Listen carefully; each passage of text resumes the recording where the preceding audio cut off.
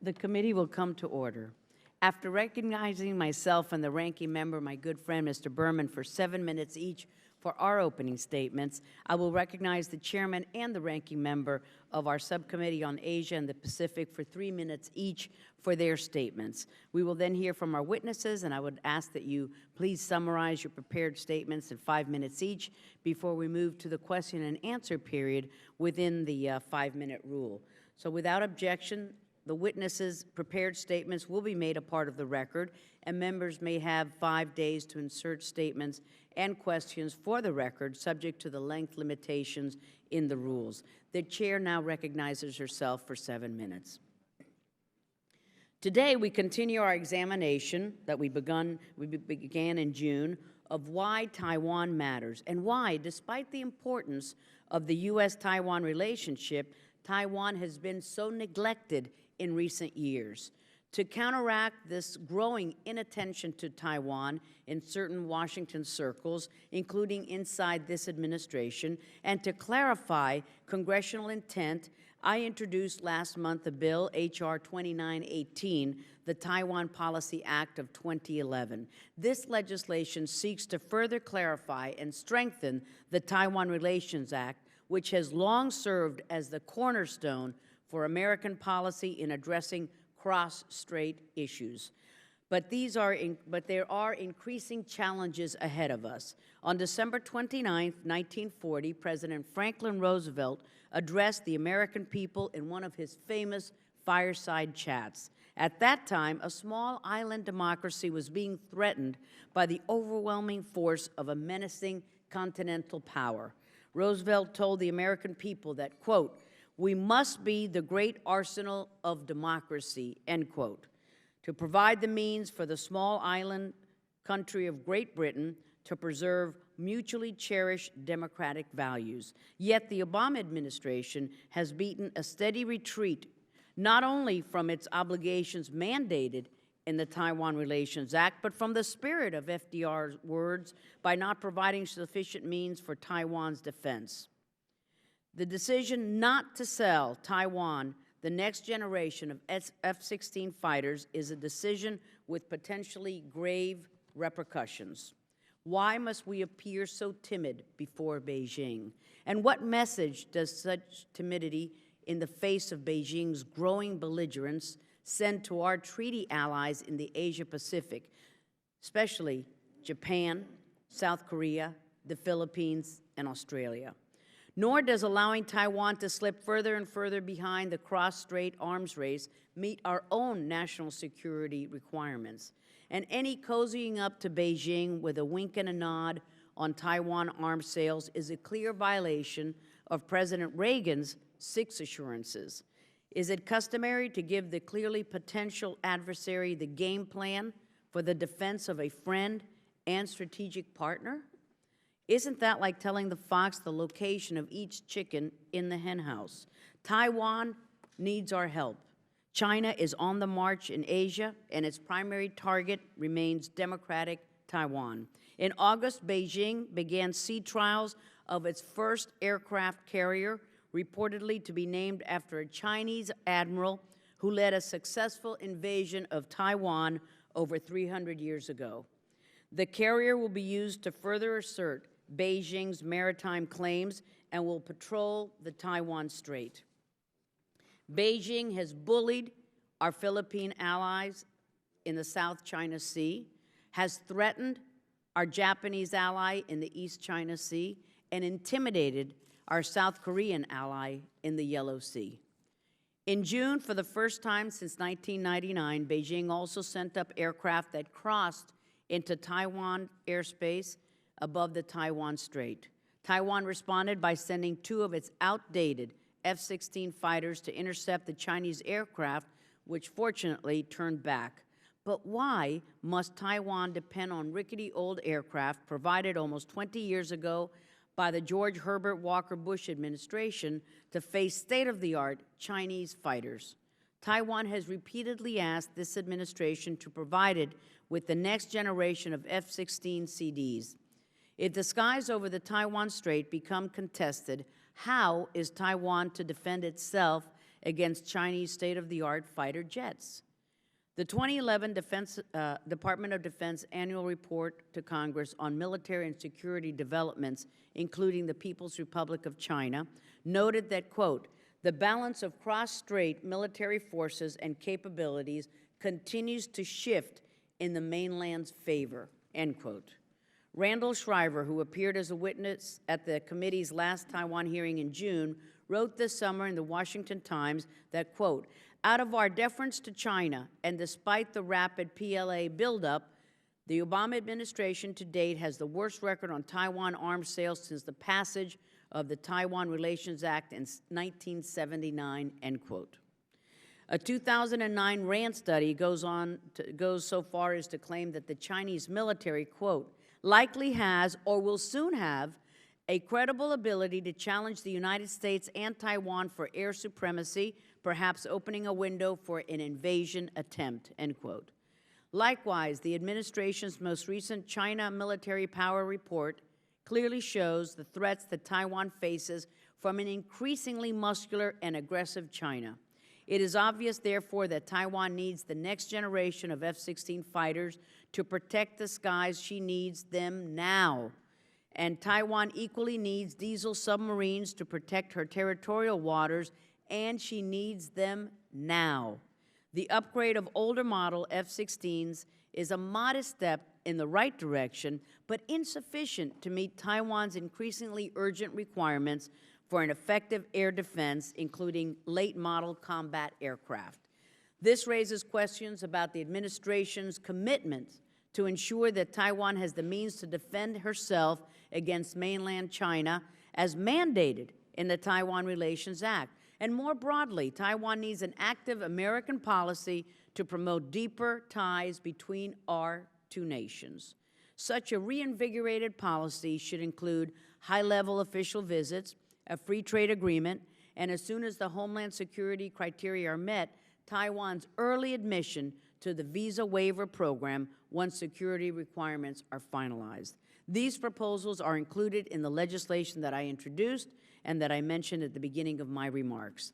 Thank you, and I now turn to my friend, the ranking member, Mr. Berman, for his opening remarks.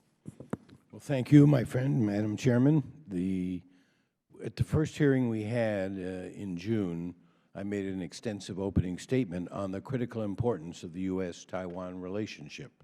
Today, as we open part two of the hearing, I want to reiterate my strong support for Taiwan and for bolstering all aspects of our bilateral ties. With an upcoming presidential election in Taiwan next year, the people of Taiwan will once again exercise their democratic right to directly choose a president. I strongly support Taiwan's vibrant democracy. I want to assure the Taiwanese people that the United States will respect the choice they make in January and will continue to support them, no matter who is elected. Despite a marked improvement in the economic and social ties between Taipei and Beijing, China still has not renounced the use of military force against Taiwan. On the contrary, Beijing has increased the number of missiles targeted at Taiwan.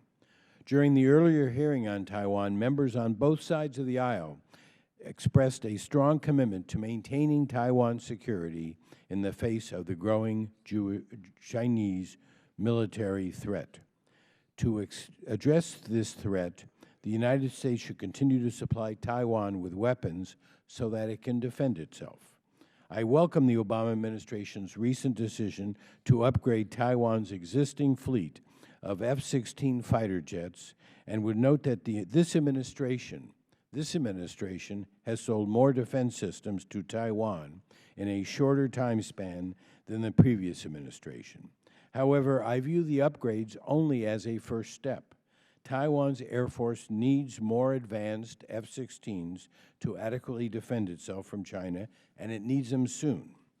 Projections of Taiwan's Air Force stocks indicate a significant decline from its current fleet of 377 fighter jets, which includes F-16ABs, Vietnam-era F-5s, Taiwanese indigenous fighters, and Mirage 2000s, a decrease from that number, 377, to fewer than 275 fighters by 2020. Not only will Taiwan have fewer planes, but also less capability, while the Chinese Air Force and missile squadrons deployed across the Taiwan Strait are growing at an exponential rate. As a result of the administration's decision, Taiwan will ultimately have 145 F-16s that have been retrofitted to be equivalent to F-16 CDs through the sale of the upgrade kits. But if the administration had provided both the upgrade kits and the advanced fighters requested by Taipei, then Taiwan would have 211 F-16 CD aircraft delivered in the same time period as the upgrade kits alone. I look forward to the testimony of our witnesses today, and am eager to hear their views on how Congress and the administration can work together to support Taiwan's democracy and security. And with that, I yield back, Madam. Thank you very much, Mr. Berman. I now would like to recognize members for 1-minute opening statements, beginning with Mr. Smith of New Jersey, the chairman of the Subcommittee on Africa, Global Health, and Human Rights. Thank you very much, Madam Chair, and thank you for calling this very timely and important hearing. Welcome to Assistant Secretary Campbell and Deputy Assistant Secretary Schiffer. Taiwan is a special place, as we all know, with a very special people. Through adversity, struggle, and courage, the Taiwanese people have created a vibrant, free, and democratic society that is a beacon of hope and light in that part of the world.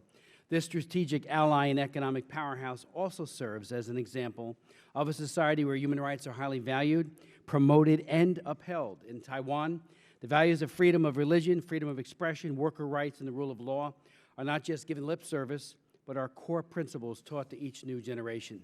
But maintaining freedom comes with a price. Vigilance, preparedness, and a commitment to a strong national defense cannot be taken for granted, but pursued and maintained. As the United States fought the battle of ideas and values with the former Soviet Union, Taiwan, by its very existence, fights the battle of ideas and values with those nations that seek to limit and repress their citizens, especially the PRC, through institutional injustice, lack of freedom in residence and movement, and the horrific coercion tactics which destroy families and communities. Thank you, Mr. Smith. Thank you, Madam Chair. Thank you. Another gentleman from New Jersey, Mr. Sears, is recognized. Madam Chairperson, I'll be very brief. Just happy to have you here to listen to what you have to say. And Thank you, Chris. I'm a supporter of the sale of the fighters to Taiwan, and I'm very happy to see that they have moved forward on democracy, where they actually had a transfer of power. So I'm just supportive, and thank you very much. Thank you, Mr. Sears. Mr. Burton is recognized. He is the chairman on the Subcommittee on Europe and Eurasia. Thank you, Madam Chairwoman.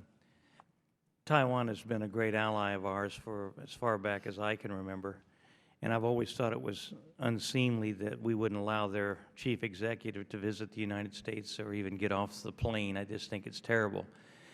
And while China has 1,600 missiles pointed at Taiwan, we continue to just piddle around and not give Taiwan the support that they need to defend itself. They've asked us personally, me personally, and others, for the upgraded F-16s and the kits that will keep them in a positive situation. They've also asked for diesel-powered submarines so that they can defend themselves. And it just seems to me totally unacceptable that this administration and the Congress of the United States and the government of the United States does not support Taiwan and sell them the needed equipment necessary to defend themselves. They're not going to attack China. They want to be able to defend themselves. Thank you very much, Mr. Burton. Mr. Royce is recognized. He's the chairman of the Subcommittee on Terrorism, Nonproliferation, and Trade. Thank you, Madam Chair. You know, in 2 generations, Taiwan has moved from poverty to prosperity, from autocracy to democracy. And unlike China, Taiwan is truly a responsible stakeholder in Asia. However, Taiwan faces several challenges. China's rapid military buildup, its continued aggressiveness in the South China Sea are big concerns. And yes, I'm afraid we're falling short, giving China too much sway in our relations with Taipei. We should be moving on those advanced F-16 fighters, not just the upgrade kits. Let me also say that we should move forward with our trade and investment framework agreement with Taiwan, and we should use this dialogue to increase the prospects of securing a U.S.-Taiwan free trade agreement in the future. Our trade relations with Taiwan have deteriorated over the last several years as American businesses continue to lose market share. The best way to bolster trade ties would be to initiate negotiations for a free trade agreement. Thank you, Madam Chair. Thank you, Mr. Royce. Mr. Connolly of Virginia is recognized for a 1-minute opening statement. Thank you very much, Madam Chairman, and thank you for having part 2 of this very important set of hearings. The U.S.-Taiwan relationship is a very important one. It's our 9th largest trading partner. We've invested a lot in the security of the Taiwan Strait. The ultimate outcome in the Taiwan Straits must be settled between the Chinese, but it must be settled peacefully. We have a statutory obligation under the Taiwan Relations Act to protect and to provide for the defense capability of Taiwan. I certainly look forward to hearing why the administration decided to upgrade the F-16s that exist now in Taiwan rather than providing the order of new F-16 weapons requested and that I consider to be a reasonable request by the government of Taiwan. I thank the Chair and look forward to talking to our witnesses. Thank you, sir. Mr. Shabbat is recognized. He's the subcommittee. Okay. Ms. Schmidt is recognized from Ohio. Thank you, Madam Chairman, for holding this very important meeting. Just wanted to say a few things. The best defense is a good offense. For the Taiwanese, that means the F-16s, and we need to sell them to them and sell them to them immediately. China is rapidly building up its military. In addition to an almost 13% increase in their defense budget last year, they purchased their first aircraft carrier from the Ukraine under the guise that it was going to be used as a floating casino. Taiwan needs to be able to protect itself, and we have the ability to help them do that. We also need to work on trade issues, including free trade agreements, the visa waiver program, and finally, we need to honor the Taiwan Relations Act. I yield back my time. Thank you so much. Another member from Ohio, Mr. Johnson, is recognized. Thank you, Madam Chairman, and I appreciate our important panel being here today to discuss the relevance of Taiwan to our national security and foreign affairs objectives. Over the past few months, concerns abound surrounding China's military buildup and its implication for the Asia-Pacific region. China has significantly surpassed Taiwan in military capability, and as the sale of new F-16s fails to move forward in replacing Taiwan's F-5 fleet, that disparity continues to mount. Even with the sale of the new F-16s, Taiwan would still be far behind Chinese military capability.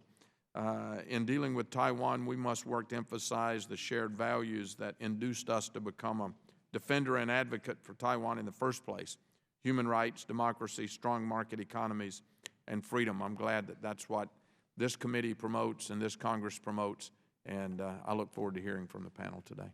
Thank you so much. Mr. Marino is recognized for a minute.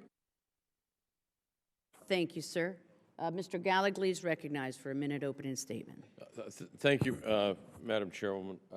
I think it's clear that my position on Taiwan is well documented, and the support that I think we have from the entire Congress is one that we can be proud of. The sale of the F-16s is critical and vital to the national security. I have so many things that I'd like to say, and time won't allow me to do this, so I just ask unanimous consent that I may place a without objection statement into the record. Thank you. Thank you so much. Ms. Bass is recognized for a 1-minute opening statement, and Mr. Cicilline passes as well.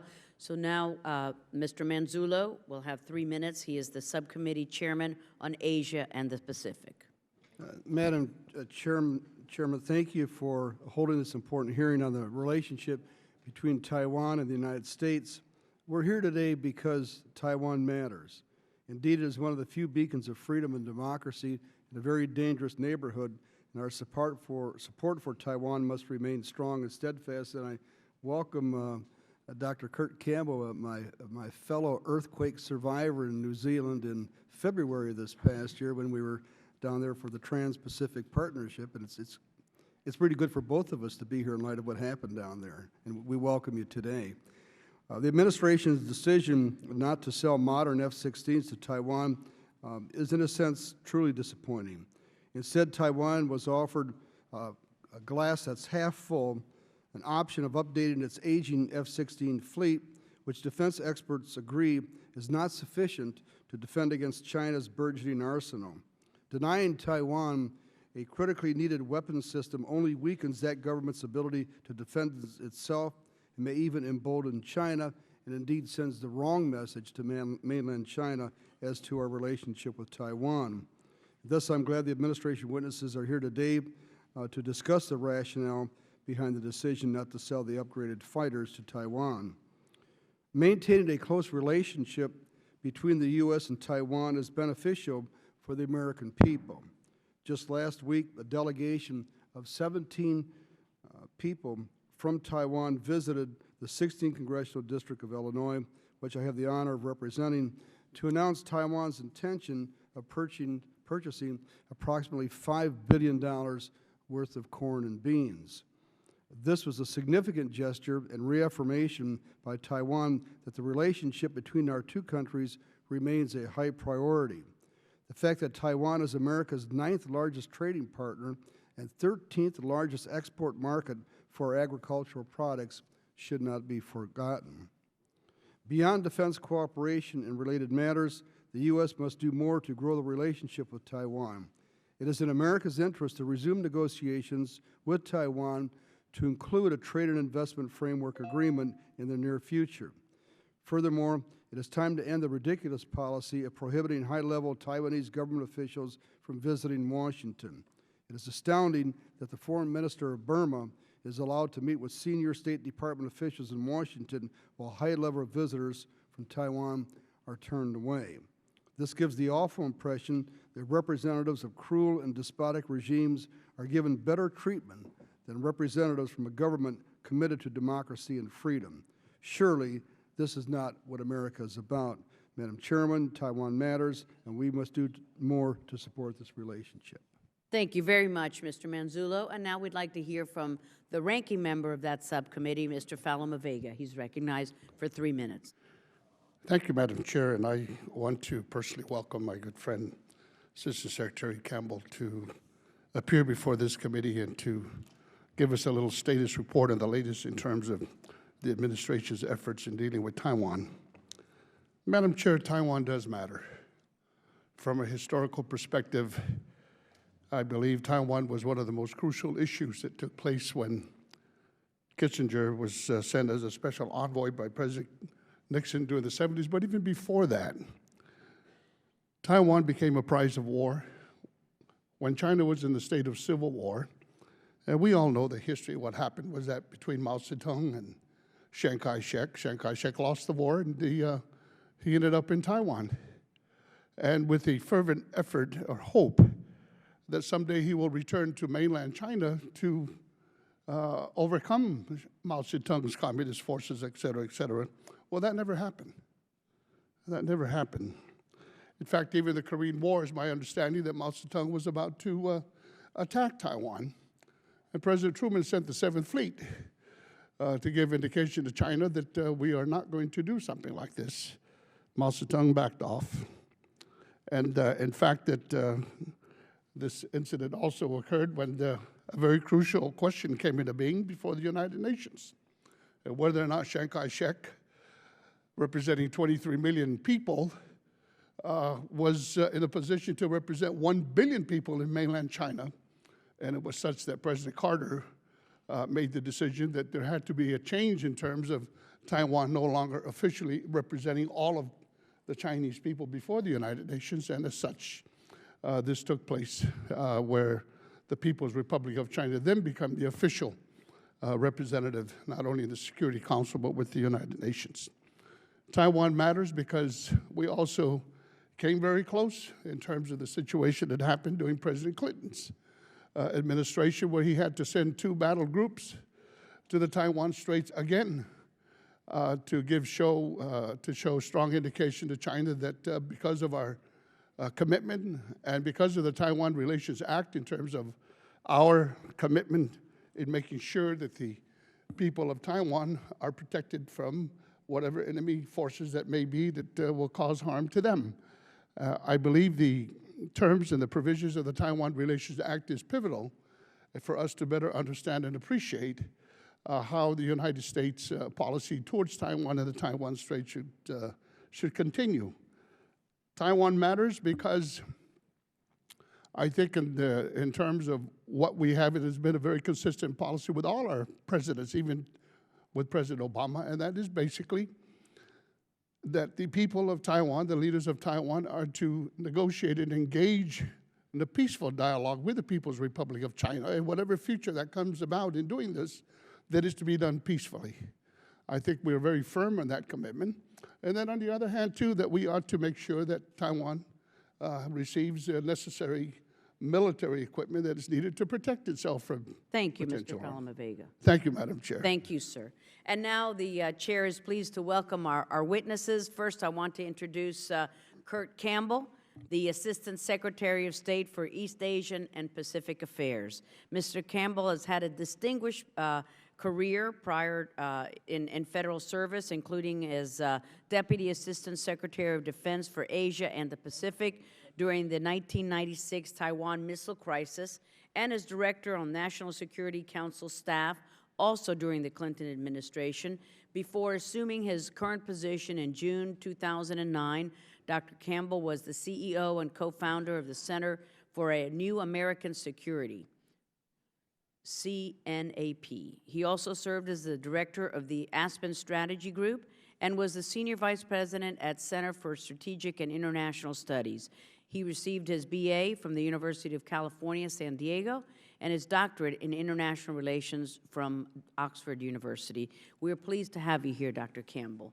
And I'm also happy to welcome Mr. Peter Lavoie, the Principal Deputy Assistant Secretary of Defense for Asian and Pacific Security Affairs. Mr. Lavoie also serves concurrently as Acting Assistant Secretary of Defense. Previously, he served from 2007 to 2011 in the Office of the Director of National Intelligence, ODNI, where he was Director for Analysis from August 2010 through August 2011. Prior to joining ODNI, he directed the Center for Contemporary Conflict and taught in the National Security Affairs Department of the Naval Postgraduate School in Monterey, California. Welcome to both of you. I kindly remind our witnesses to keep your oral testimony to no more than 5 minutes, and without objection, your written statements will be inserted into the record. Dr. Campbell, we will begin with you. Thank you. Thank you very much, Chairwoman. We both very much appreciate the opportunity to come up and discuss and testify before Congress on this critical issue, and we share many of the concerns that have already been raised in terms of the importance of our relationship with Taiwan. Let me also thank my colleague and friend, Congressman Berman, for his leadership on Asia, my friend, Congressman Fale-Mavenga, for all his work in the Pacific, and Congressman Smith for his extraordinary work on issues associated with separated families and left-behind parents in Japan. If you could also communicate to Mr. Manzulu, after the tragic earthquake in New Zealand, we've worked with him and his staff. The United States is now the leading supporter of the rebuilding of the lovely town of Christchurch in New Zealand. We appreciate his leadership. I ask and thank the Chairwoman to have my testimony, my full testimony put on the record, and I will just quickly go over a few points if I could. I want to just paint a general strategic picture of what I think our nation is involved in right now. A major pivot, a major rebalancing in terms of our foreign policy, national security priorities. We are in the process of responsibly moving from important, consequential activities in the Middle East and South Asia to more focus on the Asia-Pacific region. And it's absolutely clear that we as a nation, the executive branch, the Congress, we need to step up our game in the Asian-Pacific region across the board. Trade, investment, security issues, institutions, and political and strategic engagement across the board. Our allies, new friends and partners like India, Indonesia, building a strong partnership with China. All of the countries in the Asia-Pacific region look to the United States as the key player in terms of the provision of our security guarantees and the maintenance of peace and stability, not only across the Taiwan Strait, but across Asia as a whole. We are in the midst of this. This will take many years. It will be difficult. We have enduring, extraordinarily expensive, difficult challenges in the Middle East, but Asia beckons. Much of the history of the 21st century will be written in Asia. The United States has to play a significant role in that. A critical part of that overarching strategy is building a comprehensive, durable, and unofficial relationship between the United States and Taiwan. It's essential. The bedrock of that relationship is our security relationship, and that is founded on several principles and key understandings. The Taiwan Relations Act stipulates, it's one of the most important acts of legislative leadership and foreign policy in our history. It stipulates that the United States must maintain the capabilities to resist coercion, to maintain peace and stability. We provide necessary defense articles to Taiwan, and it also requires us to consult actively on Capitol Hill on all issues associated with Taiwan. Taiwan Relations Act plus the so-called 6 assurances and the 3 communiques form the foundation of our overall approach. But our relationship is not simply a defense relationship. It is much broader. We seek to expand our economic and our trade relations. The trade relationship today between the United States and Taiwan is larger than the relationship between the United States and India. That's how significant it is. And we actually share the goals of moving forward on the TIFA agreement. One of the most important things that we hear from congressional friends is how critical issues like beef are in terms of how they are treated. And I must say, in our discussions with Taiwan friends, we have been disappointed with their lack of progress on this matter, but we are committed to make progress on this and building a deeper relationship with Taiwan economically and commercially going forward. Chairwoman, I also agree with you that on the people-to-people level, it's important to take critical steps. The visa waiver program is extraordinarily significant. We've made much progress in recent months, and we are aiming towards the very goal that you are aspiring to as well. So we see a broad-range, unofficial relationship as deeply in the interests of the United States going forward. Some have suggested that there is an inconsistency with building a strong, comprehensive partnership with China and maintaining a strong relationship with Taiwan. I think that's false. And I think if you look over the last several administrations, there have been an attempt to build a strong partnership with China and at the same time maintain a critical key relationship with Taiwan. And I think that's exactly what we have done in the Obama administration. And I think in terms of the consequences, the positive outcome of this, you see also a strong improvement in relations across the Taiwan Strait between China and Taiwan in recent years. That's very much in U.S. interests. Now, we have also stated very clearly that we, too, are concerned by military buildup across the Taiwan Strait. We have communicated that directly, not just to China, but all of our allies and friends in the regions who share these concerns. We think that these steps are antithetical to China's own interest in building a better relationship with Taiwan. Ultimately, it is in American interest to see democracy flourish in Taiwan. One of the things that binds us most closely is this democratic experience. In January, Taiwan will be conducting a major election both at the executive and the legislative levels. The United States supports that election. We don't play favorites. We don't choose candidates. We will work closely with any leader or leadership that emerges there. Thank you for this opportunity. Thank you very much, Dr. Campbell. Dr. Lavoie. Madam Chairwoman, Ranking Member Berman, and members of the committee, I thank you for the opportunity to appear today to offer testimony on our policy toward Taiwan. Stability in the Taiwan Strait is critically important to the Obama administration and has a strong bearing on our enduring interests in and commitments to peace and stability in the Asia-Pacific region. I commend the committee's continued interest in this matter. The Obama administration is firmly committed to our One China policy, which is based on 3 joint U.S.-China communiques and the Taiwan Relations Act. This policy has endured for over 3 decades and across 8 administrations. Today, the United States has a deep security relationship with Taiwan, as indicated by the administration's strong record on arms sales. Defense articles totaling over $12 billion have been approved for Taiwan in the last 2 years.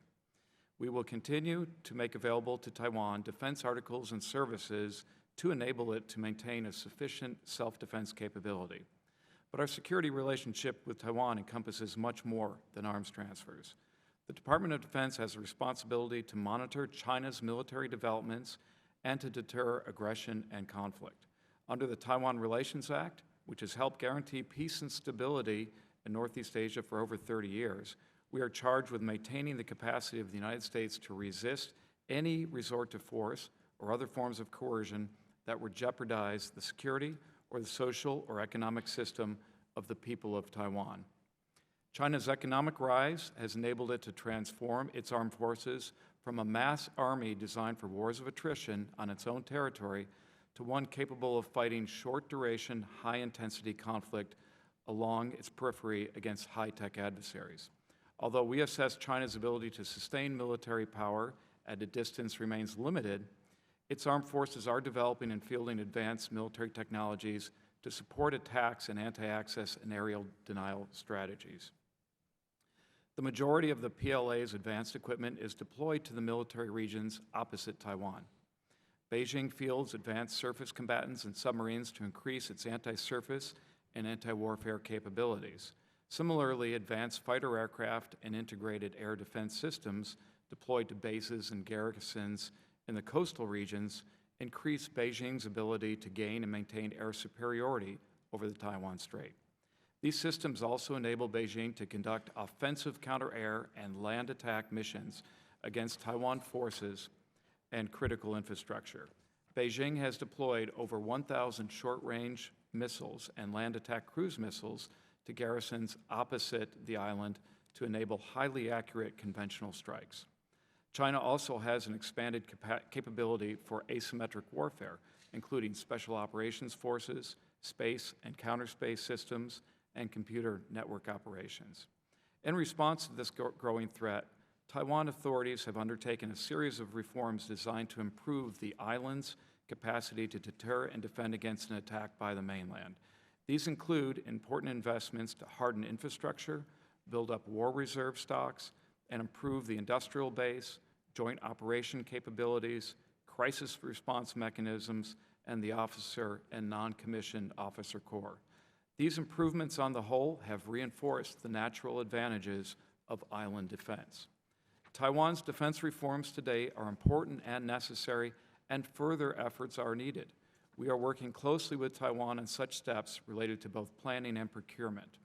A key conclusion of the report to Congress on Taiwan's air defense force is that Taiwan's approach to defense cannot match the mainland one for one. For example, Taiwan defense spending cannot match the mainland's, nor can it develop the same type of military the mainland is developing. Taiwan needs to focus its planning and procurement efforts on non-traditional, innovative, and asymmetric approaches. There is no single solution. Given this context, we believe the F-16A/B upgrade made a significant contributions to Taiwan's air power. The Taiwan Relations Act is a good law that makes for good policy, one that has created the conditions for the two sides to engage in peaceful dialogue.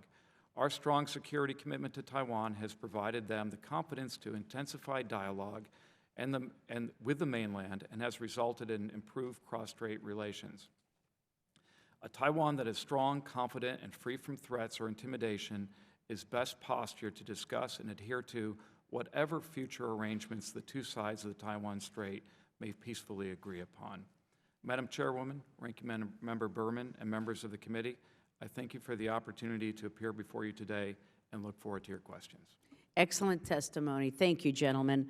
I'm going to ask about the Taiwan arms sales. There have been disturbing press reports indicating that the administration may have given Beijing pre-notification of our intent regarding Taiwan arms sales prior to informing members of Congress. The Defense News reported that, quote, the United States and China on July 29th held top-level talks on Taiwan, with Washington working preemptively to avoid fallout as the decision nears on whether to sell fighter jets to Taiwan, end quote. Deputy Secretary of State Bill Burns held a closed-door session with his Chinese counterpart, and during Vice President Biden's August trip to China, according to the Taipei Times, The Chinese vice president reportedly raised the, quote, deeply sensitive, end quote, issue of arms sales to Taiwan during their first meeting as well. My question is, can you unequivocally confirm that no administration official, including Vice President Biden and Deputy Secretary of State Burns, pre-consulted with their Chinese counterparts on the administration's decision regarding the F-16s or any other Taiwan arms sales? And related to that, you had mentioned the 6 assurances of Ronald Reagan, and I mentioned it in my opening remarks. Does this administration consider those assurances as an essential component of Taiwan policy, including Reagan's pledge to Taipei that the United States will not hold, quote, prior consultations with the People's Republic of China on arms sales to Taiwan, end quote? And lastly, can you explain to the committee why a U.S. decision not to sell Taiwan new F-16 fighter jets shouldn't be seen by many U.S. allies in Asia as a sign of China's growing clout and America's relative strategic decline in the region? Won't other nations interpret that decision as a retreat and reduction of support for a longtime friend and key nation in the chain of islands bordering China in the Western Pacific? Dr. Campbell and Dr. Lavoie. Thank you, Chairwoman. There's a lot of questions there, but let me try to take them one by one. I've probably been in hundreds of meetings between American officials and Chinese officials over a series of administrations, Republican and Democratic. I was in the meetings with Vice President Biden, and I was with Bill Burns when he met with the Chinese counterparts. I have never, ever heard an American official ever talk to China and give advance notice about any arms sales. I categorically reassure you on that fact, and that is one of the most important aspects of our overarching approach to Taiwan and also to China. As I stated in my opening testimony, yes, we do abide by the so-called 6 assurances, and among the most important is an assurance that we do not pre-brief China about what we will do with respect to Taiwan. But as importantly, Chairwoman, we also talk to Congress before we talk to our Taiwan friends. So we think that this overarching understanding is one of the most important underpinnings of how this implementation of the Taiwan Relations Act has. Lastly, the one was, shouldn't that decision about the fighter jets not be interpreted as a weakening of our resolve? Well, let me just say, generally speaking, the larger context. First of all, overall American arms sales to the Asian-Pacific region, to our allies and friends, is up substantially, Chairwoman. In addition, we are moving U.S. forces from Afghanistan, Iraq, and elsewhere to reinforce our overall positions in the Asian-Pacific region. And lastly, I would simply point out, if you look at the decisions taken, and that's the key issue, the decisions taken to provide defensive sales to Taiwan during the Obama administration in 2010 and 2011, those 2 years, Chairwoman, they are greater than any other 2 comparable years in the history of the Taiwan Relations Act. So I would simply suggest to you, and I work in the Asian-Pacific region a lot, I think if you polled substantially, they would say that the United States, over the last several years, comprehensively has fundamentally stepped up our game in the Asian-Pacific region. Dr. Lavoie. Thank you very much, Madam Chairwoman. I certainly agree with Assistant Secretary Campbell. Under no circumstances do we consult with China or any other foreign power about potential arms transfers to Taiwan. It's a decision the administration makes based on the Taiwan Relations Act, and we do consult Taiwanese defense authorities. We have very rigorous and effective defense consultations with them to determine the appropriate prioritized needs for their defense, and we judged that this was useful. Thank you, sir. Mr. Berman, the ranking member is recognized for 5 minutes for questions. Well, thank you very much, Mr. Chairman, Madam Chairman. I must just observe at the beginning that one perceives from a number of the countries in East Asia and in South Asia and Southeast Asia a a desire for a closer relationship with the United States, which undermines this notion that we are thought of in that area as a weaker and receding power. I think there's enough basis on the evidence in front of us of what has happened in the past couple of years, and significant closer, even military ties with these countries to indicate that they're investing a lot in America's continued presence in that region. I want to get to the F-16s. There's a factual dispute here. The administration, on 2 occasions, has asserted that the upgraded F-16s, the kits, providing the kits, will get greater capabilities more rapidly in a larger number of airplanes into the field in a more decisive way than were a decision made to provide the planes right now. The manufacturer of the F-16s says that the 66 new F-16 CDs could be provided 2 years earlier than a like number of the upgraded ABs. Would you like to arbitrate this discrepancy between yourself and the manufacturer regarding the time? Thank you very much. As I said earlier, the F-16 A and B decision makes the most sense for Taiwan at this time. It's a decision that was based on consultations with Taiwan. But my specific question is, could they get the new F-16s, the 66 new F-16s, faster than they will get the modified ABs with the upgrade kits? It's our conviction, again, based on discussions with Taiwan authorities, that upgrading their existing fleet of F-16s A and Bs is the immediate priority. And we will ensure that we work with the defense contractors to accelerate this upgrade so that you can maintain and upgrade capabilities for years and decades to come. And we will work with the defense contractors to assure this happens. Well, you've asserted your position, but you haven't shed light on why the upgraded F-16s will be available more rapidly than the new F-16s. Is there something to add that could provide us? I understand what you've said, but is this an issue you have no more to add to at this point? No, I don't, sir. We will work with the defense contractor to ensure that these are upgraded very quickly.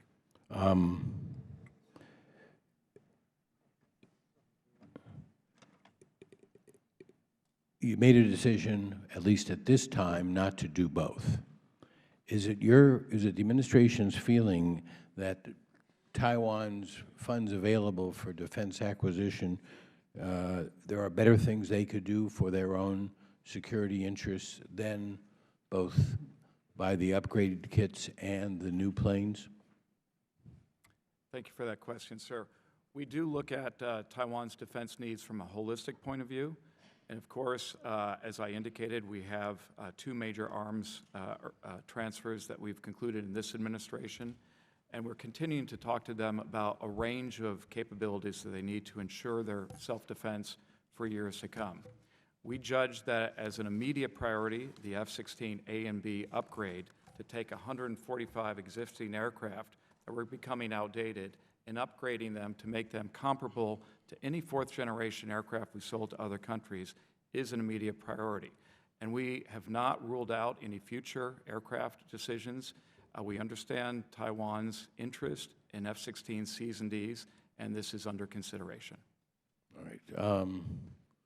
I'll use my last 30 seconds. I won't get an answer, but on the underlying dispute, I am still intrigued by the proposal that then he was a professor, Ken Liebenthal.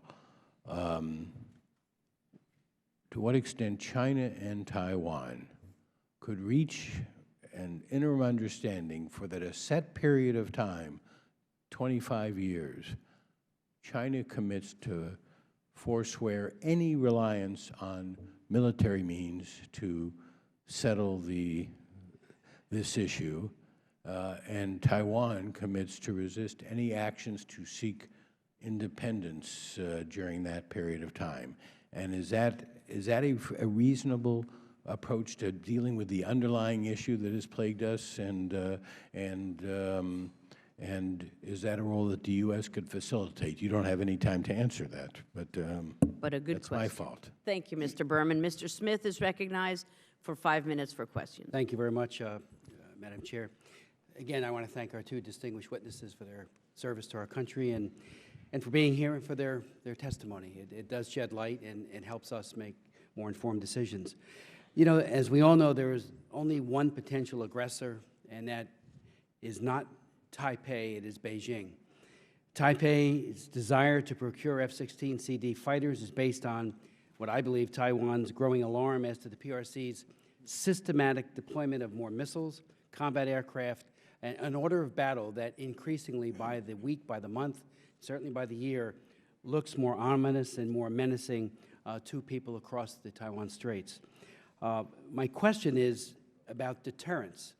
Obviously, Taiwan is not going to invade the mainland China. It is all about defense. It's reminiscent of our strategy with regards to NATO. Our war games with regards to NATO were always defensive. The Warsaw Pact and the Soviet Union always had offensive war games because we know they would be the ones that would attack.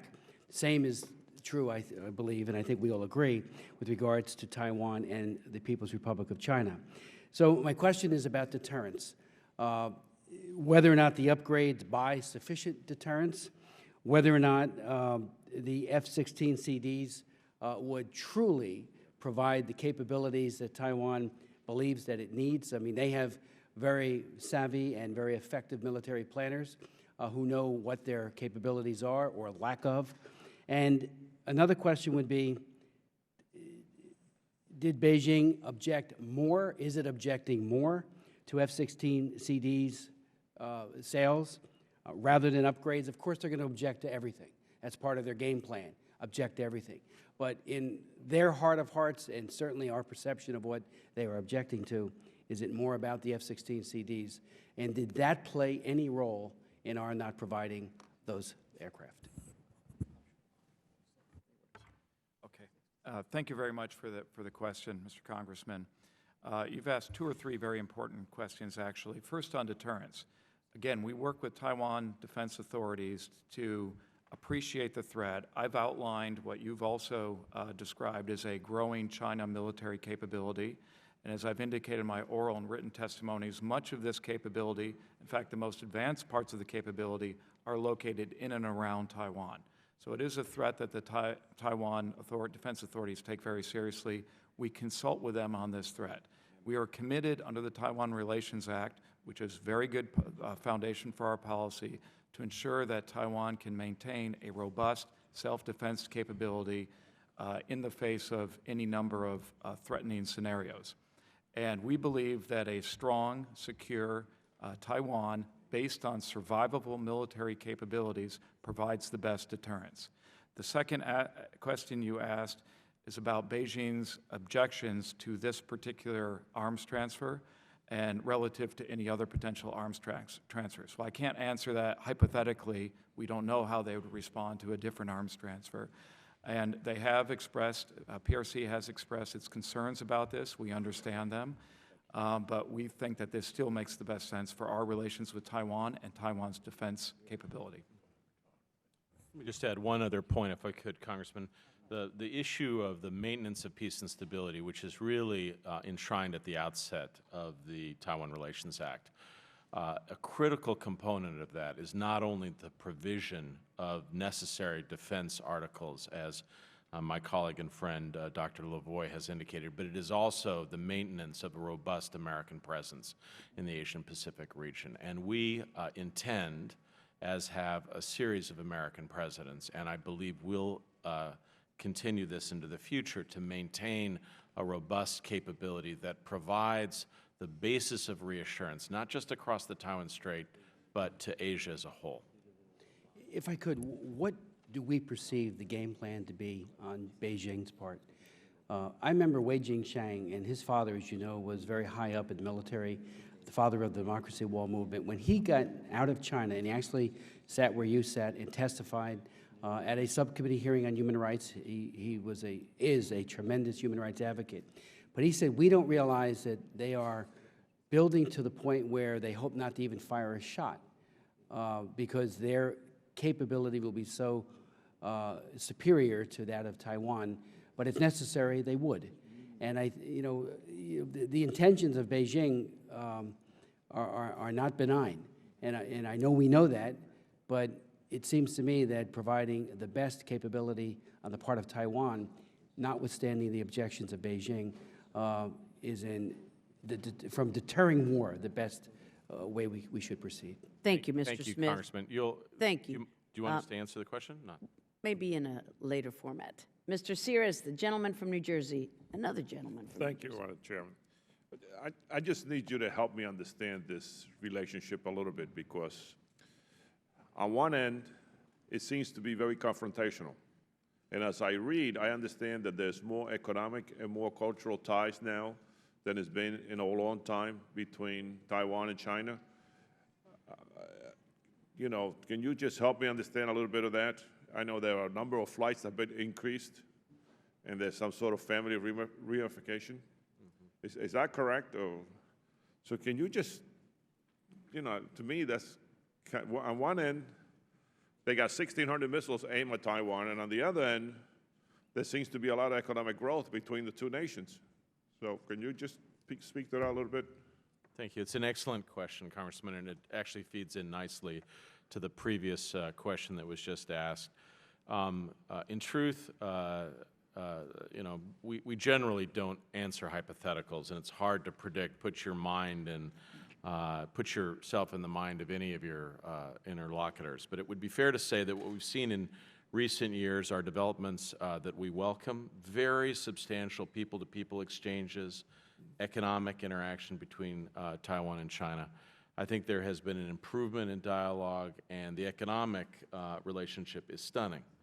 But at the same time, it is true we are concerned by a buildup of military capabilities that is aimed at Taiwan, and we have communicated directly to Chinese interlocutors that increasingly it seems that in their desire to build these ties, these positive ties, that the military component is inconsistent and actually might undermine the very efforts to try to build trust and confidence that they are involved with in terms of between the people-to-people of Taiwan and China. We'd like to see more of those efforts continue, and would like China to reconsider some of the steps that they have taken along the lines that Congressman Smith has laid out in terms of military buildups, which frankly undermine the very peace and stability that all of Asia-Pacific needs to thrive.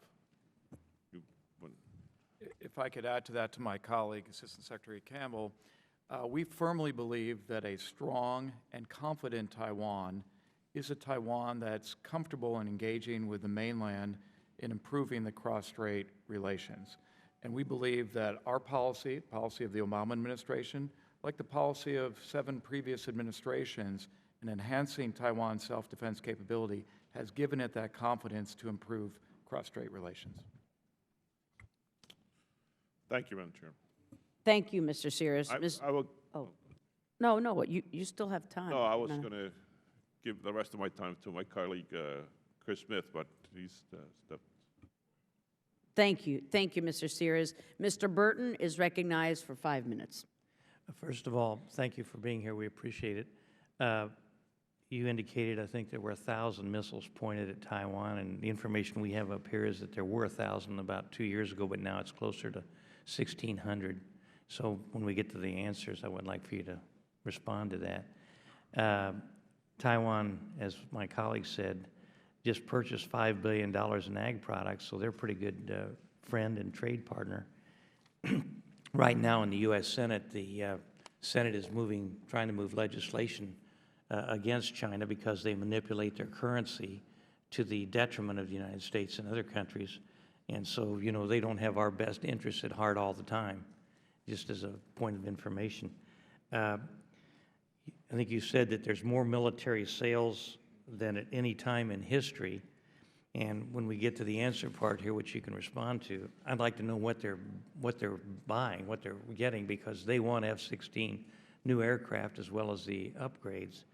And as it was just pointed out to me, they have 145 F-16s, 20 of which are in the United States. That means they have 125 there. They have airframes that are 20 years old. The Mirages are really going to be gone pretty quick because they don't have the ability to upgrade those. The F-5s are going to have to be retired.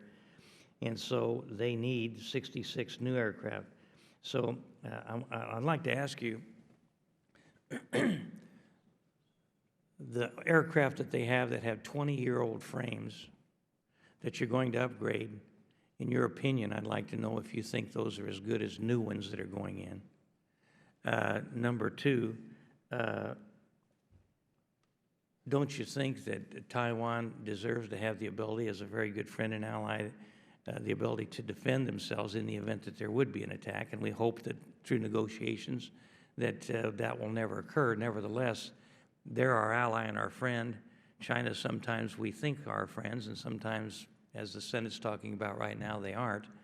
So don't you think that we ought to do everything in our power to make sure that Taiwan has all the technical and military equipment necessary to defend itself, and the new F-16s, which I've been led to believe would be of longer duration as far as their ability to be flown, would be the case, and the ones that you keep talking about upgrading have a shorter lifespan, and so at some point we're going to have to sell the new ones or let their whole military capability deteriorate anyhow.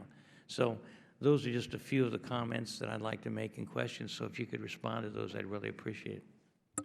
Thank you very much, Mr. Congressman. I think these are important questions, and I'm happy to respond. First, you asked a question about the Chinese missile threat.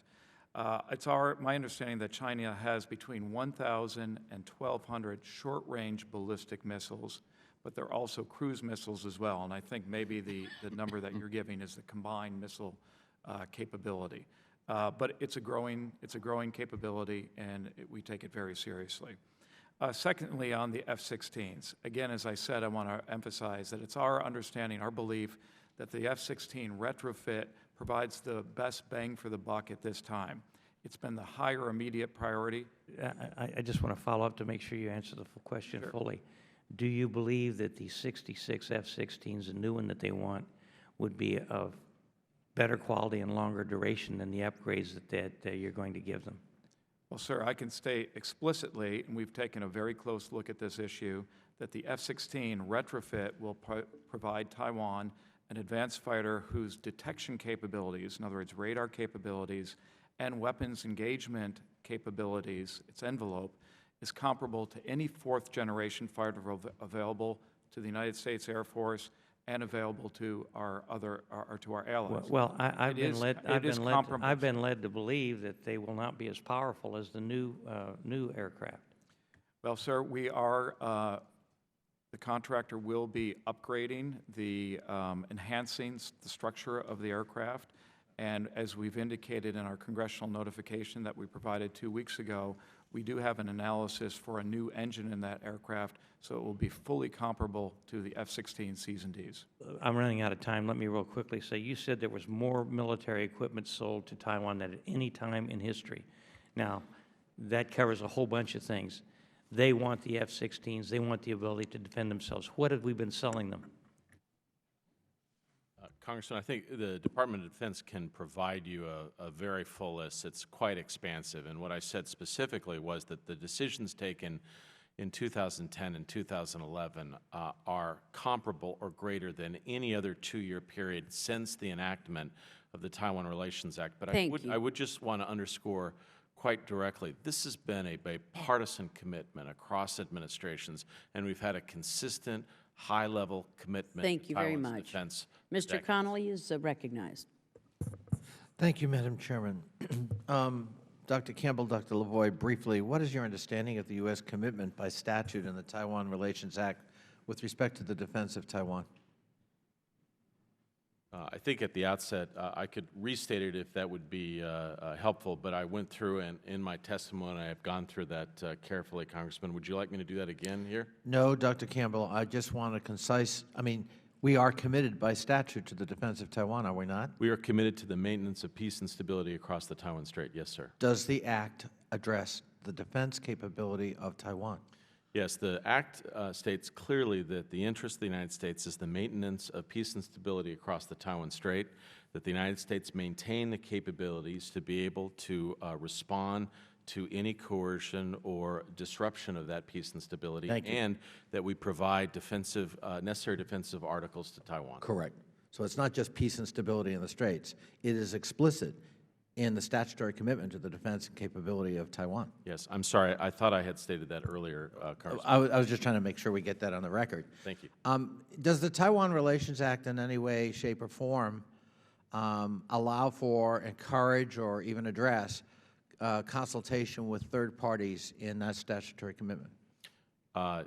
Third parties, the fourth aspect that we think is extremely important in the Taiwan Relations Act is the insistence on consultation between the executive branch and the legislative bodies. I'm referring to sovereign nations.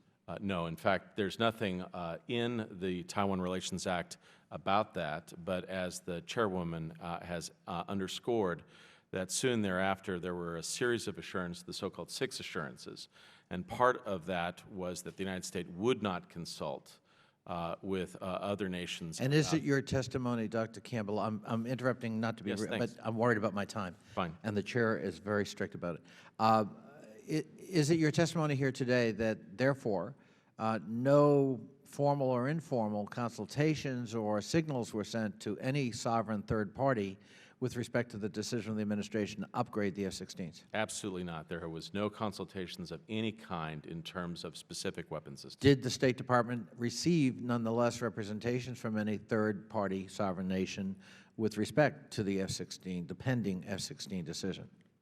I think, as Dr. Lavoie has indicated, in a number of interactions with Chinese interlocutors, they regularly stress their unhappiness with American arms sales to Taiwan. But that played no factor whatsoever in your decision? It did not. You just said to Mr. Rohrabaugh, to Mr. Burton, that essentially the upgrades you're looking at in the existing F-16s, even though they're aging, will actually make them comparable in capability to new F-16 CDs. That's what you just said. I think that's what Dr. Lavoie, that's right. That's correct, sir. If that's the case, why not just sell them F-16 CDs? Why are we quibbling? Well, sir, we, again, working with Taiwan defense authorities, prioritize the upgrade, the retrofit of their existing 145 aircraft, many more aircraft than might be contemplated in the C&D new replacement aircraft. Well, but Dr. Lavoie, why not just give them the 66 we were talking about, and then you can upgrade the rest? I was just in Taiwan. I didn't mean a single defense official, from the president on down, who said, no, we're happy with an upgrade as opposed to our original request in CDs. I mean, they may live with the upgrade, but their clear preference is for F-16 Cs and Ds. Well, sir, these are two separate issues. They were very pleased with the upgrade of the A's and B's. It does make sense. We believe it makes sense for their security, and they believe so. And we are considering, we know their interest in the C's and D's, and we are considering that request.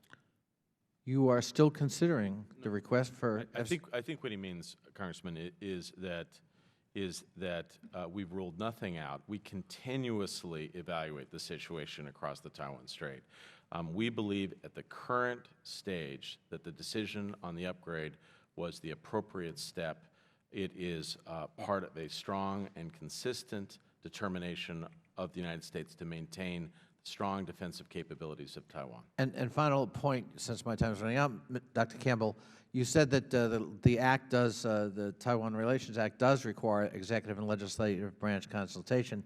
This committee, I think, unanimously adopted the Berman-Connolly Amendment that called on the administration, in fact, to honor the request of Taiwan.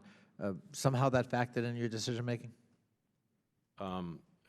Let me say that we believe that the consultative dimension of the Taiwan's Relations Act between the executive and legislative... Thank you. Mr. Royce, Subcommittee... We'll leave it a mystery, Madam Chairman. Subcommittee on Terrorism, Nonproliferation, and Trade Chairman. Thank you. Let me ask Secretary Campbell a question here. I've long been an enthusiast for increasing trade and investment, increasing that relationship with Taiwan. I think that Taiwan is based on the rule of law, and you see the consequences of it unlocking a lot of entrepreneurial talent in terms of the Taiwanese people. And for far too long, I think, we've drawn this process out. Now, the Obama administration sent the KORUS agreement to the Congress for a vote yesterday. My question is that now that KORUS has been submitted to Congress, what can we do to move forward with our trade and investment agreement framework, or framework agreement agenda with Taiwan? What can we do to advance that? And how can we use this dialogue to increase the prospect of securing a U.S.-Taiwan free trade agreement? Thank you very much, and I very much appreciate the question. And I will say that I'm very grateful for the fact that we've been able to move ahead on the 3 trade agreements. It sends a powerful message to Asia that we are committed to an optimistic role in the burgeoning economies that is really the cockpit of the global trade and economic performance currently.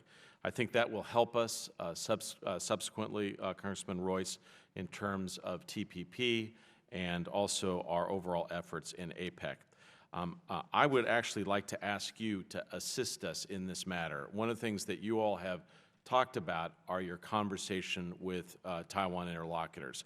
I would simply suggest the next time you meet with your Taiwan interlocutors, as we do, underscore to them how important it is that they take the necessary steps on beef that will allow us to go forward. Remember that the primary considerations on beef-related issues and agriculture and ranch products are underscored for us in all of our communications with Capitol Hill. They provide the foundation for our engagement, not just with Taiwan, but with a variety of other countries, South Korea, Japan, and others. We have, frankly, been disappointed with the lack of progress on these issues. We've had a series of consultations with TPA. We've made very, very clear to the Taiwans that we want to make progress on this, but we need to see them to take the necessary steps on beef moving forward. We can figure out beef, I think, but we've also got to have the political will to make it happen, and part of your role is to initiate those negotiations. And I would just point out in the meantime, we had at our last hearing a witness who explained how U.S. businesses were losing market share in Taiwan, that situation has deteriorated over the last few years in terms of the trade relationship. And he laid in an argument. He laid out an argument to us that the best way to bolster trade would be to initiate negotiations for a free trade agreement. That's probably the best way to get to a solution in terms of the beef issue and other issues that are of concern. But here's my concern. You have Asian countries that have cut all kinds of bilateral trade agreements, 170 agreements, and the United States is only a party to 2 of them, Singapore and Australia. And so we have a tremendous opportunity, I think. Taiwan has been in a situation, kind of a tough situation with pressure from China, but Taiwan and Japan signed the first investment accord recently. And I think that paves the way possibly for other free trade agreements that they're looking at. What else could we do to help push this agreement between Taiwan and the United States forward and make sure that the U.S. is not left out in terms of the trade agreements that are proliferating in Asia? Thank you. I would say, Congressman Royce, I do believe that the effort that the United States is engaged in now, the so-called Trans-Pacific Partnership, has the potential to be the highest quality, most sophisticated trade deal of the 21st century. And we are in the process of moving towards a very consequential period in those interactions. And frankly, they've drawn attention and interest from a whole host of other countries in the Asian Pacific region. I think that step will help potentially encourage other countries like Taiwan, other places like Taiwan, to take the necessary steps to enable the United States to engage intensively. I agree, but that will take years. We need to push this agreement with Taiwan now, in my opinion. Thank you very much. Mr. Deutsch. Thank you, thank you, Madam Chair. I want to switch gears a little bit. Gentlemen, Taiwan's military is scheduled to shift from mandatory service to voluntary by the end of 2014. Dr. LaVoy, are you concerned about the effect that this might have on military cooperation and security issues? No, we think it's a good measure, like a number of defense reforms that Taiwan is undertaking to modernize its capability and make it more robust and confident in its self-defense. Thank you. And Secretary Campbell, in your testimony, you discussed the importance of Taiwan joining the visa waiver program. How would you assess Taiwan's progress with respect to meeting the eligibility of the visa waiver program, and what are the next steps that need to be taken? Thank you on that. The Congresswoman referred to this at the outset. Frankly, they've made enormous progress. We've worked very hard on this. I've been very impressed by the activities they've taken in terms of passport refusals. There's the variety of technical steps that Taiwan has taken in terms of how you go about applying for passports, and we've been very impressed with the determination that they have shown in this manner. There is a complex review process that has been established working in consultation with Capitol Hill since 9/11 in terms of countries needing to qualify on a whole range of issues. The next steps are a series of determinations that take place inside the U.S. government, not just with the Department of State, but with other agencies, the Department of Homeland Security. But I will say very clearly that we have been very impressed by the progress taken, and I think we share the ultimate goals and ambitions that have been laid out in some of the statements we've heard thus far. I understand that there are some technical steps. I understand that within our government there needs to be some further evaluation. Can you tell us here whether there are specific significant steps that need to be taken that we would benefit from discussing here at this hearing? To be quite honest, Congressman Deutsch, we're actually quite close. We've made substantial progress, and we are now in a process of evaluation. It is not simply Taiwan. There are other countries that are involved in this. You have to look at a whole series of factors. But I think there has been a determination at the highest levels that this would be an extraordinarily important contribution to improving the people-to-people, the kind of business steps that Congressman Royce have indicated, and the other kinds of exchanges between between the United States and Taiwan in a way that will serve our interests. So I'm trying to be careful here, but we've made enormous progress, and I think we'll try to make sure we work towards the finish line. I'm sure that I'm sure that you will, Secretary Campbell. Can you? Is there I like a lot of my colleagues here share your view that this would be a very important step for a whole host of reasons. Can you give us some sense of, at least if you're not, if you choose not to talk about specific steps or specific items that need to be evaluated, can you at least give us a timeline for completing that evaluation? I think we can realistically expect to see progress in the very near term. Okay. Congressman, yes. Congressman Deutsch, part of the reason I'm being careful here is that this is not the exclusive purview of the Department of State. There are other key agencies that are involved. I would like not to be in a situation where I'm prejudging those outcomes, but I will simply say we have been charged at the highest level to make progress. We have made substantial progress. I do not believe we would have taken all of these steps if we were not determined to take this over the finish line and do it in the near term. Madam Chair, I will accept moving us toward the finish line in the very near term, and I will yield back. Thank you very much to my colleague from Florida. Mr. Shabbat is recognized, the chairman of the Middle East. Thank you very much, Madam Chair, and I want to thank you for holding this important hearing, and I know that you've been trying to pull this together for some time. We appreciate your efforts on that, and as one of the founders of the Congressional Taiwanese Caucus, I can say with certainty that you are much admired in Taiwan. for your friendship and your tireless support of democracy in the region and around the world, and we thank you for that. And we thank our distinguished panel here. Over the years, I've often brought up the issues of high-level visits and how the restrictions on diplomatic visits by high-level Taiwanese officials to the United States are, in my mind, both counterproductive and, in fact, insulting to the Taiwanese people. Some of us in this committee can remember flying up to New York City after votes one night to meet with then Taiwanese President Chen Shui-bian, a very good friend to the United States. And I would also note, I'd be remiss if I didn't say still incarcerated, and as a longtime friend of Taiwan, let me just say that this, to me, smacks of third worldism, and it amounts to the criminalization of politics, and I wish it would be dealt with sooner rather than later. Anyway, because of travel restrictions, he could not come, the President could not come here to Washington to meet with us.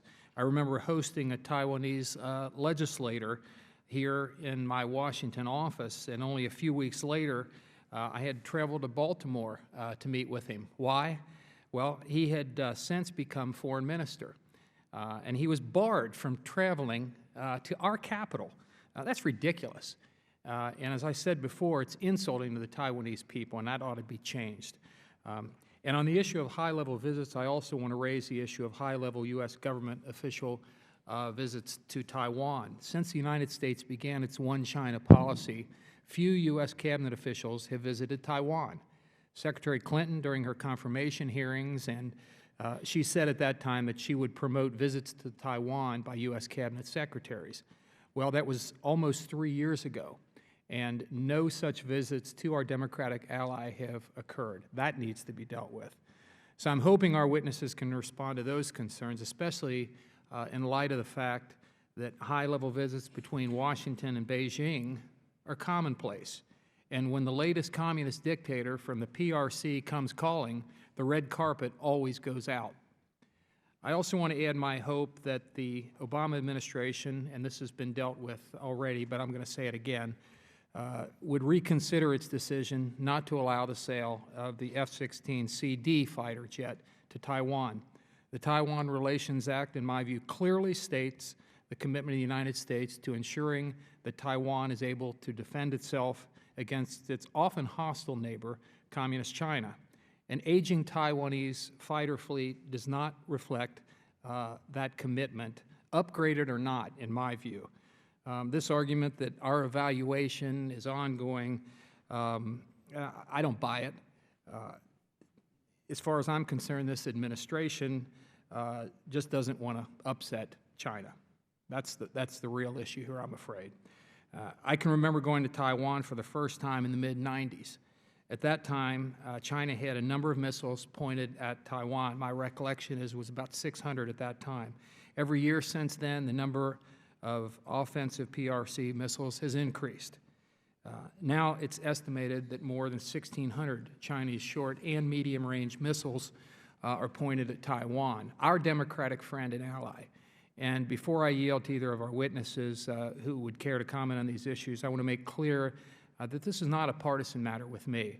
I've been very critical of our Taiwan policy under both Republican and Democratic administration, so it's not politics.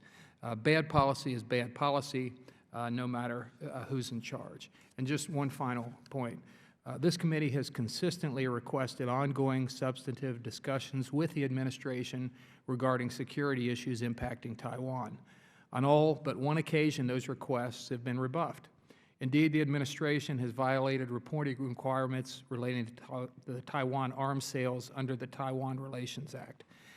How can you say that the administration takes seriously its obligation to consult Congress regarding the Taiwan, the defense of Taiwan, as mandated by the Taiwan Relations Act? And you've got 36 seconds to answer all those questions.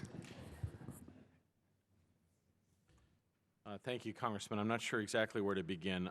I would simply say that we have an unofficial relationship, as you know, between the United States and Taiwan. Nevertheless, we have broad and deep consultations. As we speak today, one of my deputies in the State Department responsible for APEC is in Taipei. Our Deputy Secretary of State met a few weeks ago in Auckland with his counterpart to discuss cooperation in the Asian-Pacific region. In a larger context, my own sense is that Taiwan is a flourishing democracy, largely because of the support of the United States. It has a strong, enduring relationship with the United States that will continue and has been bipartisan. Thank you, sir. Thank you. Ms. Bass is recognized. Thank you, Steve. Thank you, Madam Chair. Deputy Assistant Secretary of State David Scheer stated in March 2010 that the United States is a strong and consistent supporter of Taiwan's meaningful participation in international organizations. He also noted that Taiwan has been a full member of the Asian-Pacific Economic Cooperation Forum. For the second time since initiating APEC summits in Seattle in 1993, the United States will host an APEC summit in Honolulu in November. I wanted to know from the witnesses if you feel that Taiwan's president should attend for the first time. And you also had said in your testimony that that the 6 assurances is still a part of U.S. policy, and I wanted to know if you could reiterate those 6 assurances. Thank you very much, Congresswoman. I think I've stated a few times already now on the importance of the 6 assurances, and I will do so again. As I indicated, our APEC ambassador is currently in Taipei to assist in preparations. Taiwan will be represented by a vice minister. That is the practice at APEC, and we think that that is the appropriate way to participate. We are in close consultation with Taiwan on a range of the issues that we are involved with in terms of the APEC agenda, and we look forward to their active support and engagement on many of the issues that will be discussed in Hawaii when the President convenes the group in less than a month. You had one other question, I'm sorry. Yeah, I knew you had said several times that the 6 assurances were a part of U.S. policy. As a new member, I was just asking if you could reiterate what the 6 assurances are. Okay. They are primarily associated with no prior consultations about arms sales. Oh, I see. And there are some other variants of those, and I would be more than pleased to make sure that in a private consultation come up and provide you greater clarity on those issues. Okay, thank you. And one other question. As Taiwan seeks greater international participation, what are U.S. concerns that Taiwan has questioned the safety of U.S. beef, even though Taiwan is a member of the World Organization for Animal Health? Yeah, and this gets back to the point that we were raising with Congressman Royce. We want these assessments to be science-based and evidentiary-based, not on unfounded claims. We believe that the steps that Taiwan needs to take on beef have not yet been taken, and that they are an impediment to the kind of broader economic engagement that I think the entire committee shares and believes is important going forward. Thank you very much, Ms. Bass. Mr. Johnson of Ohio is recognized. Thank you, Madam Chairman. Dr. Campbell, in May, a Chinese communist official urged Taiwan's voters to choose the right person in the upcoming presidential election. And then last month, according to an article in the Financial Times, a senior United States official, after meeting with the visiting opposition presidential candidate from Taiwan, Ms. Tsai, said that she left us with the distinct doubts about whether she is both willing and able to continue the stability and cross-strait relations the region has enjoyed in recent years. Since when does the United States government choose sides in the internal elections of a democratic country? Thanks, and thank you very much, Congressman. I stated very clearly in my testimony at the outset and restated in my oral presentation as well that one of the most important things that ties the United States with Taiwan is the vibrancy and the engagement of our 2 democracies. Taiwan is coming up on an extraordinarily important election in January. The United States will not interfere in any way with that electoral process. We do not pick candidates. We do not take sides. And we will be committed to work closely and cooperatively with whoever is elected out of that free and fair election going forward.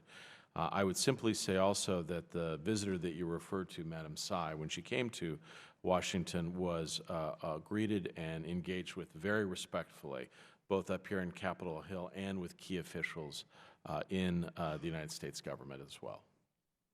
Well, I mean, I don't know how we can say we're not picking sides when we make public statements like that. But I would simply say, Congressman, with respect, that was a unsourced, blind quote in a newspaper. Immediately thereafter, the United States government issued a very clear statement, which has been reiterated again and again, and I will say so again here now. The United States does not take sides.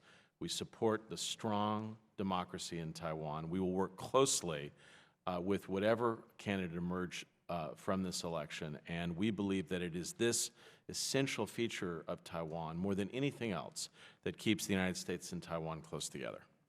I certainly hope we stick to that, because it appears that, you know, we're leaning toward becoming so eager to please China that we're now taking our talking points from Beijing in regards to Taiwan's political future. Also, Mr. Campbell, China's threats following arms sales to Taiwan are not new. The U.S. faced a similar situation in January when China suspended military exchanges following the announcement of a $6.4 billion arms package to Taiwan. In addition, China froze military cooperation for the remainder of the Bush administration after the White House notified Congress in October 2008 of its plan to sell Taiwan $6.5 billion in defense equipment. In your view, does China actually have more to gain from these military exchanges than we do? And if so, how serious are their interests, and how long would a cutoff in military ties exist? I'll start with this, and then I think my colleague, Dr. Lavoie, might have something to suggest as well. First of all, the military-to-military relationship, communication between the United States and China is in the interest of both parties. It's the interest of China and the United States. We don't do this as a favor to China, and they don't do it as a favor, or should not see it as a favor towards the United States. China is a growing military power. As they expand their forces, as they deploy more abroad in the oceans and air offshore China, they will come, and they have come in contact more with American forces. We are concerned, frankly, about the potential for miscalculation and accident. We think establishing rules of the road, understandings, predictability about how we operate is one of the most important contributions to the maintenance of peace and stability. You remember back in 2001, at the beginning, at the outset of the Bush administration, the accident that took place between the Chinese fighter and the EP-3 American aircraft.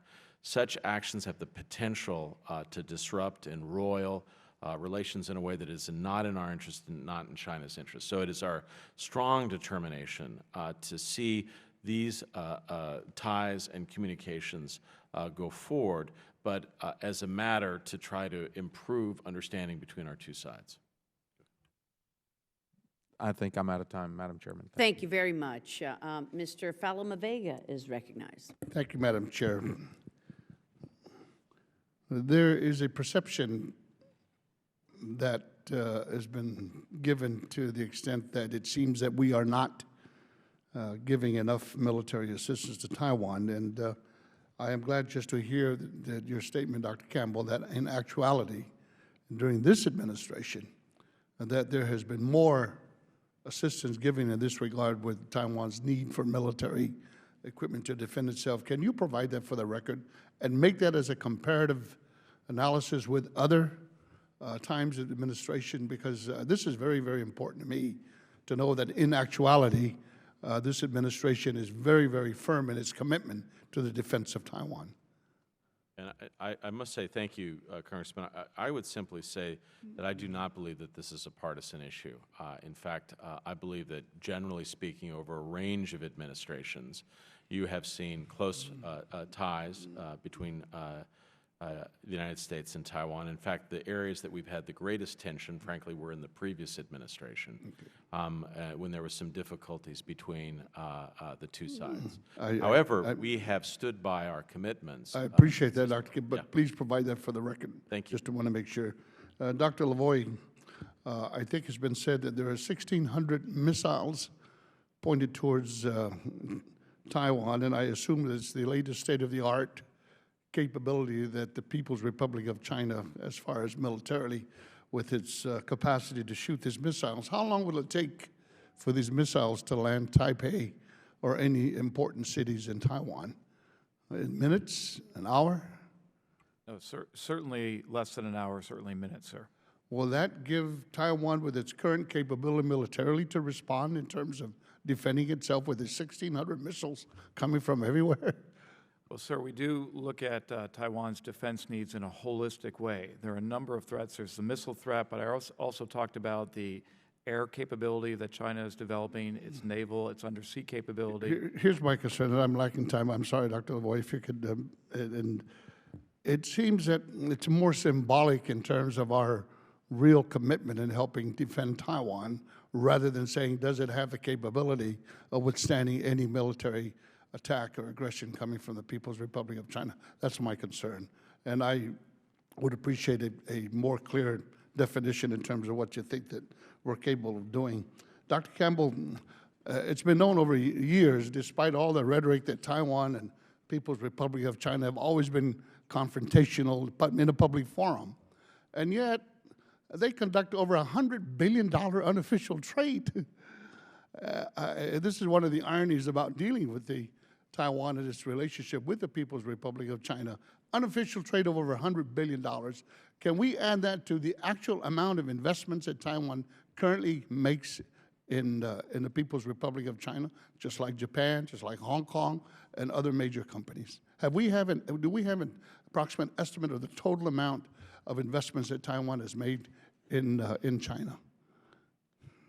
Thank you, Congressman. I don't want to misstate here, so I want to make sure I get that to the record. But I think your general point is absolutely clear. The level of economic and commercial interaction is increasing dramatically between Taiwan and China. There are places that you can visit in China that are just filled with huge numbers of Taiwan businessmen. They have little communities where they have invested and they are engaged. I think that that's the complexity of this issue, that there are the enduring threats that this committee has focused on, but there is also a picture of growing economic engagement, commercial ties. I'm sorry, Dr. Campbell, I didn't mean to interrupt because I know my time is up. The chair lady is very important to this. I make this observation. I've been to Taiwan several times, having the opportunity to meet with both President Chen and also President Ma. And there is no question that the people and the voters of Taiwan are in this threshold in terms of making decisions in their democracy, in terms of what basic democracy what basic future that they have in terms of dealing with. As you, and correct me if I'm wrong, President Chen advocated the idea, even going to the United Nations, they want Taiwan to be independent, which is a very major decision where the people then, in contrast, voted in favor of President Ma, who doesn't want to be under China, but economically, culturally, educationally, which is exactly what's happening now. And it seems that Beijing seems to be okay with it, and my time is up. Thank you very much, Mr. Falma Vega. Mr. Ted Poe, the Vice Chair on the Subcommittee on Oversight and Investigation, is recognized. I thank the Chair for the time, and thank you, gentlemen, for your being here and your expertise in this area. Here's the way I see the situation. The Chinese dragon is snorting the fire of intimidation against our ally, Taiwan. And to defend itself from the Chinese dragon's evil intentions, Taiwan defends itself with what I think are rusty swords, the old outdated F-16s. It appears that by intimidation, The U.S. has become somewhat timid under the Chinese dragon. The Beijing government doesn't want us to sell them new F-16s CDs, which happen to be built in Fort Worth, Texas, by the way. It is in our national interest to help Taiwan, and it's not in our national interest to play Chamberlain and appease the Chinese dragon. That's the way it comes across to me. Chinese intentions of mischief are not limited to Taiwan. In the South China Sea, the Beijing dragon has initiated confrontation with the Philippine nation, the Japanese, Korea, and even Vietnam. China is expanding its claims of the Chinese South China Sea in areas that are in international waters or actually belong to some other nation. So with this occurring and the expansion of the Chinese dragon, what message are we sending not only to Taiwan, but to Japan, other nations in the China Sea by failure to send the best aircraft we have, the F-16 CDs, to them? So I would just like to hear from you that message that we're sending to all of the above. Yeah. Let me, if I can, Congressman Poe, thank you very much for your question. In a larger context, U.S.-Japan relations have been extraordinarily important to this administration. The United States, by orders of magnitude, provided the most support to Japan after their tragic earthquake and nuclear crisis. Japan understands that our relationship is at the core of everything that we seek to do in the Asian-Pacific region. If you look back to 2010, the important South China Sea initiative that Secretary Clinton took at the ASEAN Regional Forum, it made no doubt, it made very clear that the United States had a strategic interest in the maintenance of peace and stability, the international use of sea lines of communications. I think a very important and well-regarded contribution to Asian-Pacific security. We've taken steps to strengthen all of our alliances, and as I suggested earlier, we are in the process of rebalancing substantial commitments in the Middle East and South Asia more towards the Asia-Pacific region.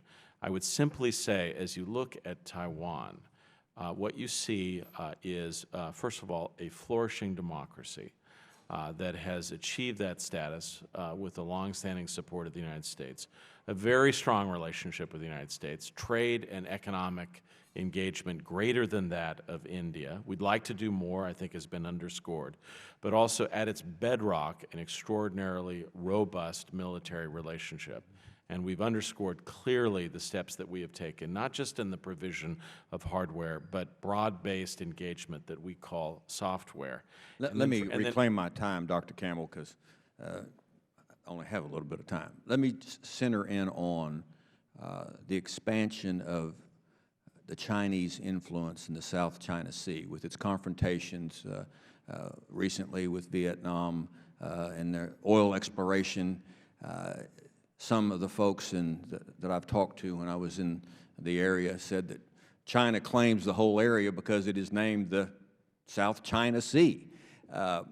Can you help us out a little bit about what you see the intentions of China in that area? I'm cognizant of the gavel of the chairwoman. I'll never get this through this in 40 seconds. I will simply say that the United States has a strategic interest that all issues be handled peacefully. We believe that issues associated with sovereignty and boundaries should be flow from the provisions laid out in the law of the sea. We support negotiations. We reject coercion.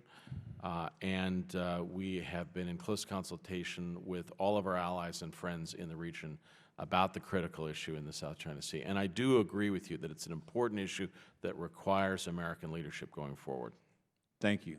I'll yield back the 2 seconds, Madam Chairman. Thank you. Now, Judge Poe was a very tough judge in Texas, and I'm a tough chairman, so we have that in common. Mr. Rivera, my Florida colleague, is recognized. Thank you very much, and we greatly appreciate that toughness. It's important. I share the concerns expressed earlier by many of my colleagues with respect to the signals or messages that are being sent by this latest decision not to support our greatest ally in the region, Taiwan, with respect to the F-16s. We have no greater ally than Taiwan, certainly in Asia, just as we have no greater ally in the Middle East than Israel. And we should always do everything possible to avert sending any type of mixed message or disturbing message that perhaps we are turning our backs on our allies in an effort to appease our enemies.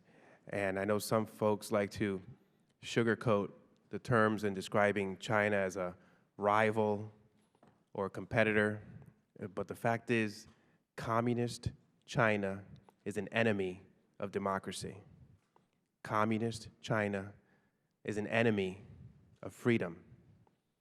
Communist China is an enemy of human rights and civil liberties.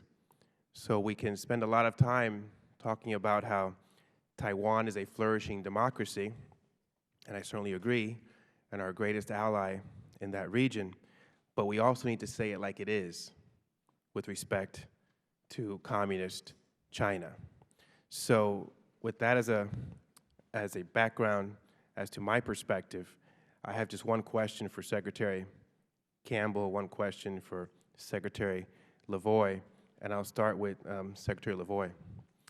Other than upgrading the old F-16s, what can this administration do to enhance Taiwan's air defense capability, considering the threat that communist China poses?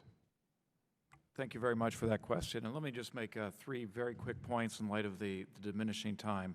First of all, this administration is committed to the defense of Taiwan, and we have the strongest possible commitment to Taiwan. Taiwan does matter.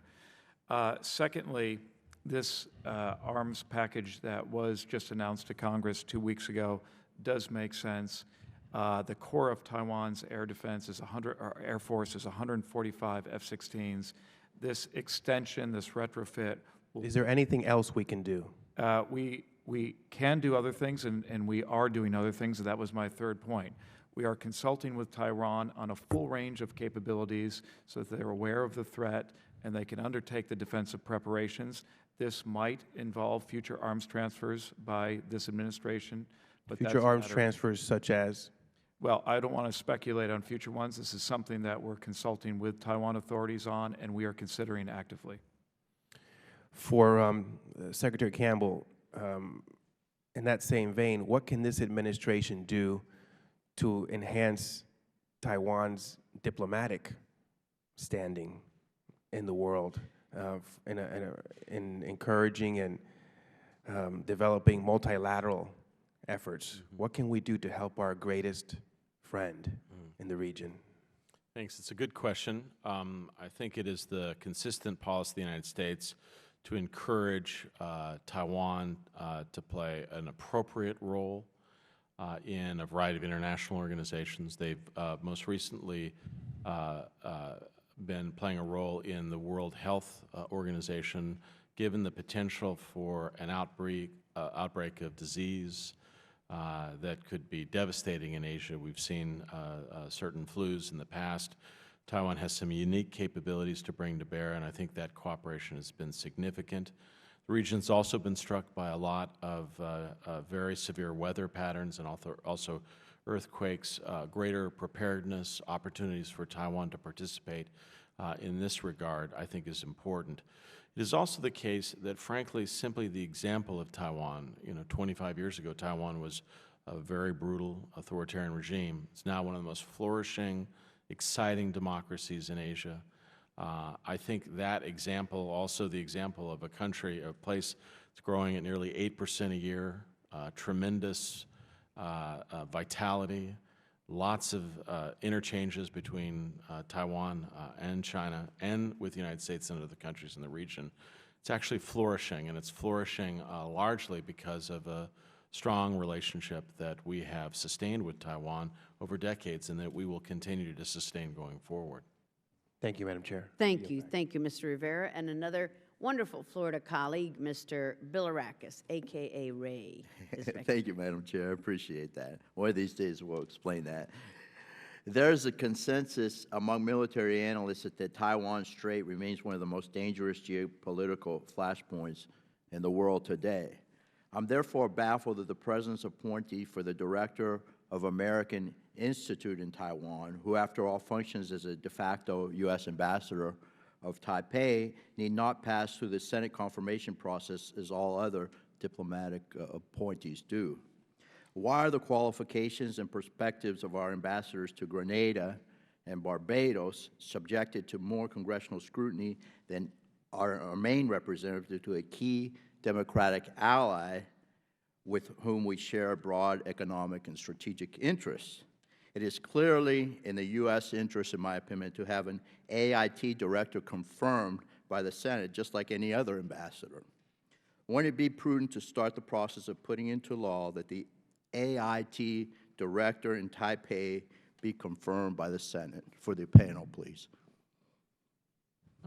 Frankly, it's not for me, Congressman, to comment on that.